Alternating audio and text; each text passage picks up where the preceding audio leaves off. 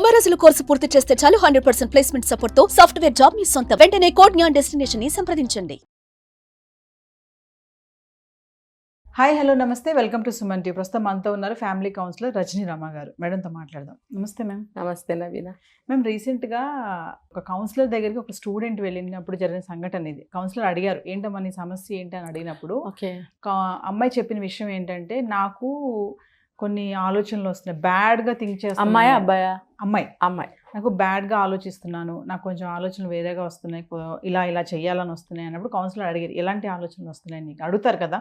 అడిగినప్పుడు మా mother and father పడుకున్నప్పుడు సెక్సువల్గా అన్నప్పుడు ఇట్లా అంటే చూసినప్పుడు మాకు కూడా అనిపిస్తుంది ఇట్లాంటివి వస్తున్నాయి, నేను ఎలా వీటి నుంచి బయటపడాలి, నాకు అలాంటి చూడాలనిపిస్తుంది మొబైల్లో కానీ. కౌన్సిలర్తో మాట్లాడినటువంటి సన్నివేశం ఇది, టీనేజరే.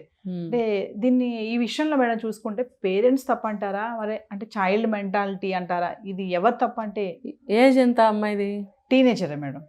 అంటే 6th 8th standard 9th standard చిన్న పిల్ల కింద మనం పరిగణించాల్సి వస్తుంది. బట్ థింకింగ్ మాత్రం అలాంటి ఆలోచనలు వస్తున్నాయంట బాగా. అవును, నాకు అలాంటి చూడాలనిపిస్తుంది, నేను ఆ మైండ్ సెట్ మార్చుకోవాలంటే ఎలాగా అంటే? ఇప్పుడు ఒక 6th క్లాస్ అనుకుందాం అనుకోండి, మెచ్యూర్ అయ్యింది అనుకోండి. ఇప్పుడు ఆ అమ్మాయికి వచ్చే ఫీలింగ్స్ వేరుంటాయి. 8th క్లాస్ అంటే ఇంకా కొంచెం 2 సంవత్సరాలు పెద్దది. పాత కాలంలో ఆ ఏజ్కి పెళ్లి చేసేవారు. అవును, అక్కడక్కడ పిల్లలు కూడా పుట్టిన వాళ్ళు ఉన్నారు కదా. అంటే అది మ్యారేజ్ ఏజ్. ఒకప్పుడు వాళ్ళకి అప్పుడు అన్నీ తెలిసేవి. ఇప్పుడు కూడా చూడండి, ట్రైబల్స్లో మనకి ఎక్కడన్నా అటు సైడ్ వెళ్ళి చూస్తే 12-11 సంవత్సరాల పిల్లలకి పెళ్ళిళ్ళు చేస్తున్నారు. వాళ్ళకి పిల్లలు కూడా పుడుతున్నారు. నేను చూశాను కళ్ళతోటి. విశాఖపట్నం అటు సైడు శ్రీకాకుళం ట్రైబల్ ఏరియాలో చాలామంది ఉండేవారు. చిన్న చిన్న వాళ్ళ పిల్లల్ని ఎత్తుకుని తిరుగుతుంటే వాళ్ళ అక్క పిల్లలు ఎవరో అనుకునేదండి. కానీ వాళ్ళకే పెళ్ళయింది, వాళ్ళకే బిడ్డ పుట్టారు అని నేను విన్నాను అనమాట. ట్రైబల్స్లో ఎక్కువ జరుగుతూ ఉంటుంది ఇది. మన ఇదిలో కూడా పాతకాలంలో అలాగే జరిగేది. అంటే 13 years అంటే కోరికలు వస్తాయండి.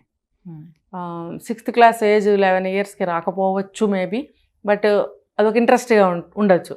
8th క్లాస్ అంటే కోరికలు పుట్టే వయసే.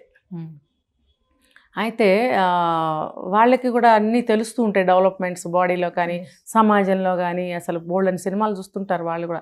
అంటే అన్నీ చూడకపోవచ్చు, అంటే ఒక నాలెడ్జ్ అనేది వాళ్ళకి ఉంటుంది. ఇప్పుడు స్కూల్లో కూడా ఎడ్యుకేషన్ ఉంది కాబట్టి.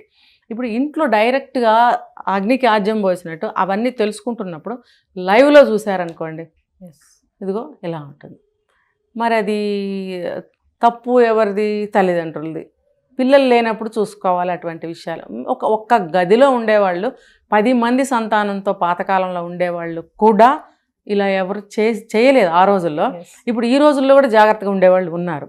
మరి తల్లిదండ్రులు ఇలా ఉన్నారు అంటే ఎక్కువ శాతం తప్పు తండ్రిలో ఉంటుంది.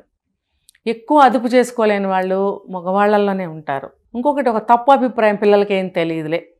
ఇంకొకటి ఏంటి, పిల్లలు నిద్రపోతున్నారులే. ఇంకొకటి ఏంటంటే పిల్లలు లెగవర్లే, కదలర్లే. రోజు పొద్దున స్కూల్కి లే అంటే కానీ లెగవరు, ఇప్పుడు లేచిపోతారా, ఏం కాదులే. ఇలాంటి మాటలన్నీ జెంట్స్ నుంచి వస్తాయి. లేడీస్ కొంచెం గట్టిగా మాట్లాడారు అనుకోండి, ఆ మాటలకి పిల్లలు లేస్తారని నోరు మూసుకుంటుంది ఆడది భార్య, ఒక మంచి భార్య అయితే. అప్పుడు ఏం జరుగుతుందంటే ఫలితం ఇదనమాట. వాళ్ళు ఏ చిన్న సౌండ్ అయినా, కదలికలు జరిగినా మనకి నిద్ర డిస్టర్బ్ అవుతుంది చూడండి కావాలంటే. మరి అలాంటప్పుడు పిల్లలు లేవరా, చూస్తారా అనేది తెలుస్తుంది. అప్పుడు ఈ ఏజ్లో ఉన్నప్పుడు కోరికలు పుట్టే వయసే అన్నాను కదా, వాళ్ళకి కోరికలు పుట్టవా? మరి ఈ తల్లిదండ్రులు సరైన పద్ధతిలో ఉండాలి కదా. వాళ్ళు పిల్లలు లేనప్పుడు చూసుకోవాలి అలాంటివన్నీ. పిల్లల ముందు పేరెంట్స్ ఎప్పుడూ కూడా ఈవెన్ 1 year బేబీ అయినా కూడా పక్కన ఎప్పుడూ కూర్చోకూడదు. అంతే. మీరు కూర్చోకూడదు అంటున్నారు కానీ చాలామంది పేరెంట్స్ వైఫ్ అండ్ హస్బెండ్ పిల్లల ముందే ఇట్లా ఒళ్ళో కూర్చుంటారు, మీదలు చేతులు వేసుకొని కూర్చుంటారు. కొన్ని ఉంటాయి అంటే పిల్లలు పట్టించుకో, మీరు అన్నట్టే ఇందాక, పిల్లలు టీవీ చూస్తున్నారులే, మనల్ని ఎక్కడ అబ్జర్వ్ చేస్తారులే, ముద్దు పెట్టుకోవడం, పిల్లలు చూడలేదు, పాష్ అయిపోయింది ఇప్పుడు అది. పాష్ పేరెంట్స్ కూడా ఉన్నారు అట్లా, పక్కనే కూర్చోవడం. కొంతమంది ఒళ్ళోనే కూర్చుంటారు వచ్చేసి. అంటే ఇట్లాంటివన్నీ కూడా పిల్లల్లో డెవలప్ అవుతాయి అంటారా? దీనికన్నా ముందు నేను ఒకటి చెప్తాను, ముందు మీరు వేసిన క్వశ్చన్కి. ఇప్పుడు తల్లిదండ్రులు పక్కన కూర్చోవడం కానీ, భుజం మీద చెయ్యేసుకోవడం కానీ, ప్రేమగా ఒకరి కళ్ళల్లో ఒకరు చూసుకోవడం కానీ, తినేటప్పుడు ఒక ముద్ద పెట్టుకోవడం కానీ, ఇవన్నీ పిల్లలకి ఒక 20-25 సంవత్సరాలు వచ్చిన తర్వాత చేయొచ్చు. ఎందుకో చెప్పనా, వాళ్ళు నెక్స్ట్ లీడ్ చేయవలసిన లైఫ్ అది. భార్యతో ఎలా ఉండాలి, భార్యతో ఎలా ఉండాలి, ఒక భర్త ఎలా ఉండాలి కదా. మరి ఇంకొకటి ఆ తల్లి ఎట్లా ఉంది, నాకు రాబోయే భార్య కూడా అలా ఉంటే బాగుండు, అలా అమ్మాయి అటువంటి అమ్మాయి నాకు రావాలి అనే ఒక ఒపీనియన్ని స్థిరపరచుకుంటారు, మైండ్లో స్ట్రాంగ్గా ఫిక్స్ అవుతారు వాళ్ళు. అప్పుడు చేయొచ్చు. అంటే టూ మచ్ నేను చెప్పట్లేదు, నేను ఏవైతే మెన్షన్ చేసి చెప్పానో అవి మాత్రమే. దానివల్ల వాళ్ళకి నెక్స్ట్ లైఫ్ మీద ఒక అవగాహన కలుగుతుంది. కానీ ఈ చిన్న వయసులో కాదు, ఈ చిన్న వయసులో చేయాల్సిన పనులు కాదు. కొంతమంది మరి మేడం ఇంకో చూసుకుంటే పేరెంట్స్ ఉన్నారు కదా, మదర్స్ చాలా మంది ఇళ్లలో పాష్ అన్నాను నేను ఇందాక, వాళ్ళు డ్రెస్సింగ్ సెన్స్ కూడా పిల్లలపైన ఎఫెక్ట్ పడుతుంది అంటారా ఇలాంటి వాటికి? ఖచ్చితంగా. ఇప్పుడు చూడండి, పిల్లలు ఇప్పుడు పెద్ద పిల్లలైన తర్వాత కూడా ఫ్రాక్లు వేసుకుని తిరుగుతున్నారు. మనం ప్రజెంట్ ఇప్పుడు కూడా చూస్తున్నాం. ఇవన్నీ ఒక ఏజ్ వచ్చిన తర్వాత చేయండి, పిల్లలకు కూడా ఒక అవగాహన ఉంటుంది. వాళ్ళు ఎదిగే వయసులో చేయకండి. ఎందుకంటే ఇప్పుడున్న ట్రెండ్ ప్రకారం ఫ్యాషన్ అనుకోండి, కంఫర్ట్ అనుకోండి మారిపోతున్నాయి. దాన్ని మనం మార్చలేం కూడా. కానీ ఎటువంటి డ్రెస్ వేసుకున్నా కూడా మనం సేఫ్గా ఉండాలి. సపోజ్ మన అబ్బాయి గురించి అయితే ఏమనుకోవాలంటే, మనం ఎటువంటి డ్రెస్ వేసుకున్నా సరే మనం ఈ దృష్టితో చూడాలని అబ్బాయి అనుకునేటట్టుగా మనం డ్రెస్ అవ్వాలి. అది ఎప్పుడు అంటే ఒక వయసు వచ్చాక, చిన్న వయసులో కాదు. చిన్న వయసులో అటువంటి డ్రెస్సులు వేసుకుని కొడుకు ముందు తిరిగితే ఆ కొడుక్కి తల్లి మీద ఇంకో అభిప్రాయం కలుగుతుంది. ఇప్పుడు తల్లిదండ్రుల ముందు ఇందాక మీరు అడిగారు ఇలా ఉండొచ్చా అని, చిన్న వయసులో అలా ఉండటం తప్పే కదండి. పిల్లలు అటు తిరిగి టీవీ చూస్తున్నారులే అని చెప్పి మనం ఇటు ముద్దు పెట్టుకోవడము, హగ్ చేసుకోవడము, డబల్ మీనింగ్ మాట్లాడుకోవడం, కొంతమందికి అదో తృప్తి.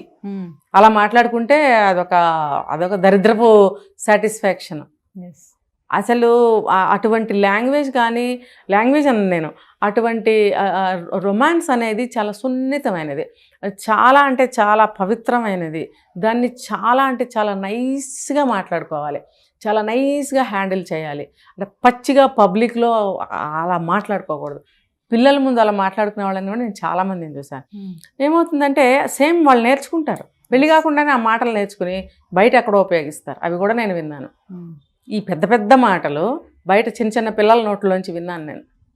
అది ఎవరితో ఫ్రెండ్స్తో చెప్పడమో, తోటి పిల్లలతో మాట్లాడటము, అది అసలు మ్యాచ్ కాదు వాళ్ళకి. చిన్నపిల్లలు వచ్చి అలాంటి మాటలు మాట్లాడితే ఎలా ఉంటుంది? బాగుండదు కదా. అందుకని పిల్లల ముందు అటువంటి లాంగ్వేజ్ కానీ ఆ చేష్టలు కానీ చేయకూడదు. పిల్లలకి ఎప్పుడు కూడా మన రోల్ మోడల్గా ఉండాలి. దూరంగా కూర్చోవాలి. వీలైతే వేరే కుర్చీల్లో కూర్చోండి, లేకపోతే పక్కన మీ పిల్లల్ని కూర్చోబెట్టుకోండి. అందరూ కలిసి కూర్చొని చూడగలిగే ప్రోగ్రామ్ని చూడండి. అప్పుడు ఏమవుతుందంటే మనము ఒకటి నేర్పుతున్నాం పిల్లలకి, తల్లిదండ్రులు భగవంతుడితో సమానం అని నేర్పుతున్నప్పుడు తల్లిదండ్రులు భగవంతుడిలానే మనం కనపడాలి. అమ్మ ఒక దేవత, నాన్న ఒక దేవుళ్ళ కనపడాలి. కనపడటమే కాదు, మన బిహేవియర్ కానీ మనం చెప్పే మాటలు కానీ వాళ్ళకి అదే అభిప్రాయాన్ని ఇంకా బలపడేటట్టుగా మనం మాట్లాడాలి. అంతేగాని మనం అలా చెప్తూ ఇలా చేస్తే ఏంటి ఇలా అంటున్నారు, ఇదేంటి అని అనుకోరా? అసలు అది దానికి అర్థం ఏంటి, దీనికి అర్థం ఏంటి, మనం ఎలా తీసుకోవాలి, అసలు అంటే ఏంటి అని వాళ్ళకి అర్థం కాదు. సో కాబట్టి పిల్లల ముందు ఎప్పుడు కూడా తల్లిదండ్రులు ఎక్కువగా మాట్లాడుకోకూడదు. మాట్లాడుకున్నా సరే పిల్లల చదువుల గురించో ఏదైనా చిన్నగా లోపల గదిలోకి వెళ్ళి మాట్లాడుకోండి. పిల్లలు స్కూల్కి వెళ్ళిన తర్వాత మాట్లాడుకోండి. వీకెండ్స్లో కూర్చొని ఒక 2-3 గంటలు మాట్లాడుకోండి. పిల్లల్ని ఆటలకు పంపించి మాట్లాడుకోవచ్చు.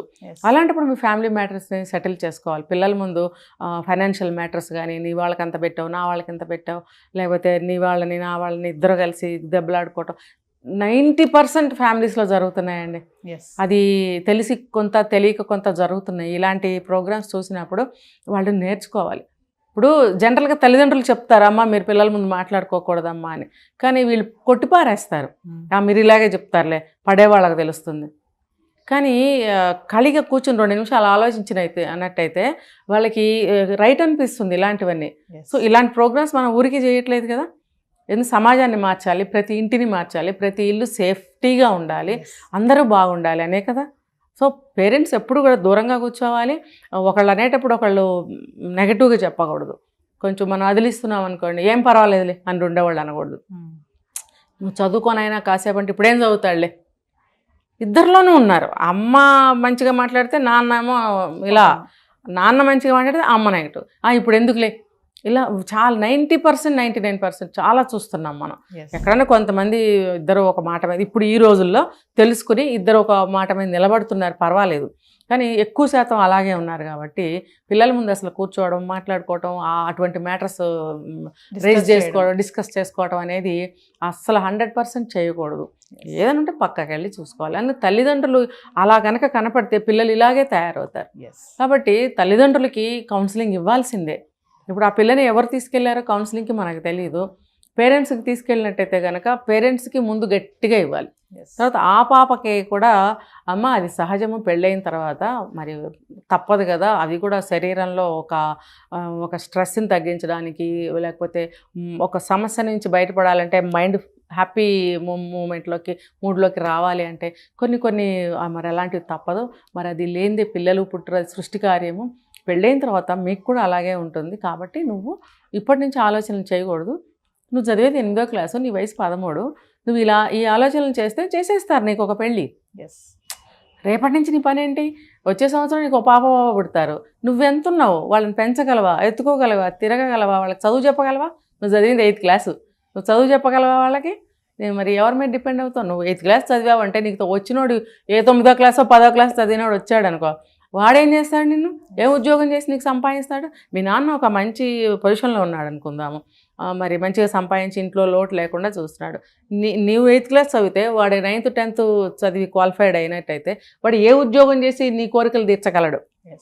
నీకు చదువుకోవాలని సపోజ్ నీకు బాగా కోరిక ఉంది, ఫలానా చదువు చదవాలి, మరి అతను చదివిస్తాడా?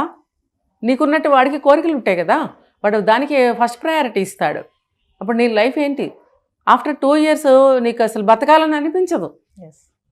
కాబట్టి ఈ ఆలోచనలన్నీ కూడా చాలా నన్నడితే డిసీజబుల్ ఆలోచనలు. ఇవన్నీ రోగాలకి కారణం. అంటే మనసు పాడైపోతుంది, తర్వాత శరీరం పాడైపోతుంది, జీవితం పాడైపోతుంది. ఈ రకమైన రోగాలకు దారేది.